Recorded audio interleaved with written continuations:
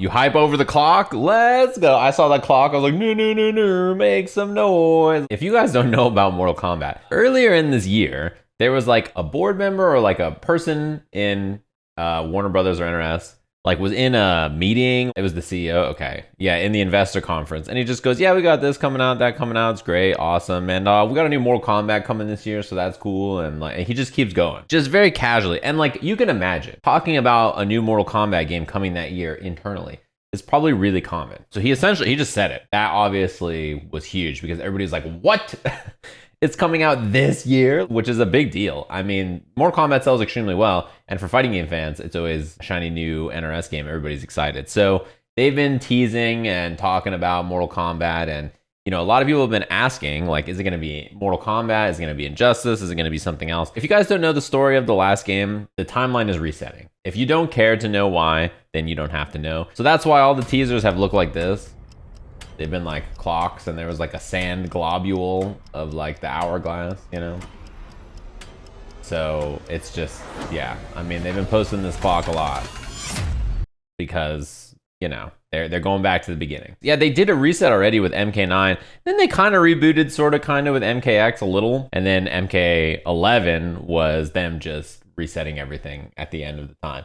Basically, the end of the game, Liu Kang becomes an elder god with like glowing dragon tattoos and then beats up the time lady and then is like, all right, it's time to reset this timeline. It also means that if they make this game, then they can, you know, start to retread some of the old stuff, remake all their old characters, and then bring back all the new characters we know and love in this timeline in its own unique new way. Because like we didn't have Quan Chi in MK11, right? And MKX Quan Chi is like super tight. They killed off Shinnok, right? So we didn't have Shinnok. Shang-Chi was a character that... Shang Tsung. I've been playing too much Marvel Snap. I think he's their coolest villain. You know, having him alive and not having to mess with time and shit is like the best. Chronica, yeah, not for me. That shit sounds like something you should be drinking in a club. Like, I'm good, bro. Whatever they want to do with the ninjas, like Ermac, whoever, they can do whatever they want. The robots could be humans, the humans could be robots. Like, they could go off and make whatever. And I think MK11 was like a pretty fun game. I'm sure that they'll iterate on the systems of that game quite a bit and do some new stuff. Since MK9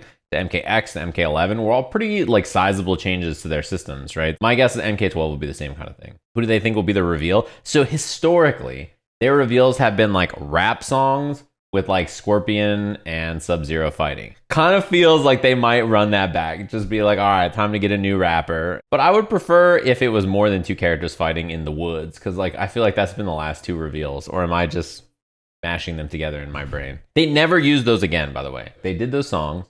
They had the fight scenes, and then that was the last time they ever used the songs. Either of them. I like NRS games, as I'm sure a lot of you guys know. I'll be playing this game when it comes out. That's cool. Big news. Under Night in Birth 2, Sistema Celeste was rated through Korea's Game Rating and Administration Committee. Did you guys all see this? Wild. I think everybody wants this to be real. And this kind of seems real. They've mentioned a few times like, hey, we want to put rollback in our games. You know, we want to work on some uni stuff. This makes me think we're getting an announcement of this at EVO or some trade show or something. Like, there's going to be something. I really, really hope it's soon. Like, dude, imagine this year if it's Mortal Kombat, Street Fighter 6, and Uni.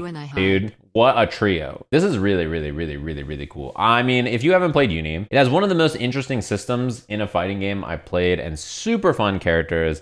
And the music in the game is incredible. So much of the music I play on stream is from this game. In fact, if you watch anybody on YouTube, you've probably heard this song before. If you've ever watched like a Valorant streamer, like this is just playing in the background.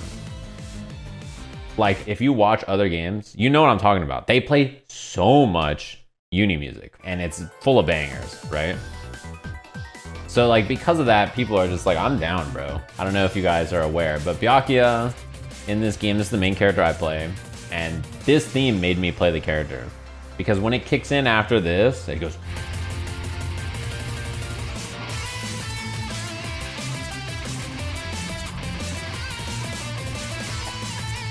Yeah, this shit is all good. All of it's good. There's nothing, yeah, they hit. The soundtrack's gonna come out and hopefully there'll be a game with it.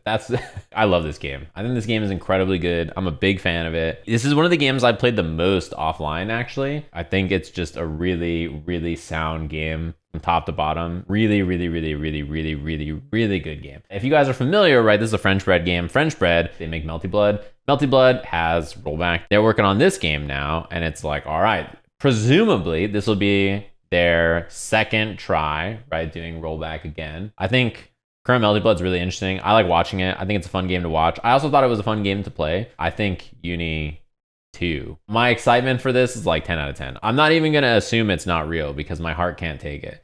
The Silk Song news coming out yesterday means that this has to be real. You know how Third Strike is the game that no one plays but everybody thinks is good? I think UNI is the game that like no one actually plays, but then if you have played it, then you're like, damn, this shit is the best. Like, it's so good. It's such a good game. It should be noted though that if you're interested in UNI, the online play on the current game, not great, but the characters and everything is really fun. So if you can get it for cheap just to mess around with and you don't mind, I would still recommend it. I think the game is super fun. So I hope that the second game is good. You know, a lot of people have asked me the same thing about Killer Instinct. There was rumors that Microsoft wanted to make a new KI and they were trying to find someone to make it and stuff. People are like, are you hype if there's going to be a new KI? Yeah, but like the chances of it being as good as the last game, probably not that high. Like that's kind of why I'm a little worried, right? Especially because that game is going to a new studio, I'm sure, if it gets made. This game, I'm kind of the same way. It's the same studio, so like I don't have to worry as much, but like the first game was so great and like the chances of the second game being as fun or better, I'm like, I hope so. You know, I hope that that's the case. Under 9.2 is really tight, but for French Bread to make some money, just like make a Fate fighting game. Don't make the Melty Blood fans mad by making the game have all Fate DLC. Just give them a Fate game from the beginning. Listen. When Skullgirls was like first coming out, I lived at home with my parents, right? Because I was like in high school. I remember playing Skullgirls and they walked in and saw the game I was playing and I was just embarrassed. But now I'm like an adult man. I can just stream it to people on the internet and not worry about it. You're like, listen, I play Melty Blood. You're like, what's the story of this game? And you're like, well, it's not what it looks like. I'm actually here for the function. Like, you have to understand. I'm unironically a function gamer if the function character also looks cool.